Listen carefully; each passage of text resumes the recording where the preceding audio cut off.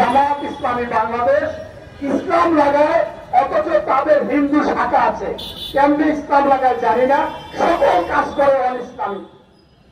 আজকে বাংলাদেশে আপনারা দেখেছেন এই 2 দিন পর্যন্ত সামাজিক মাধ্যমে হা না, এবং সেইখানে এই কুচক্রী মহল তারা বাংলাদেশের মানুষ যারা আন্দোলন সংগ্রাম করেছে, যারা আপনার এই চুনাই আন্দোলন করেছে, প্রত্যেকের একটি আশা ভরসা ছিল 16-17 বছর কোন ভোট দিতে পারতেছে না।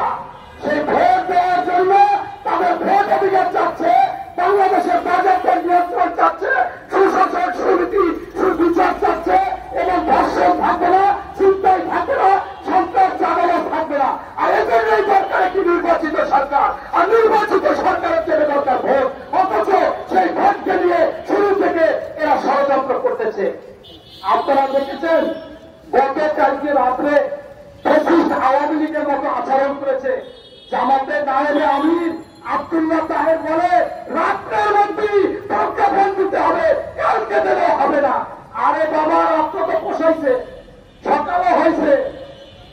এর আগে তো পিয়ার করে মাথা খারাপ করে বলেছেন যে পিয়ার বাংলাদেশের দরকার ছিল না।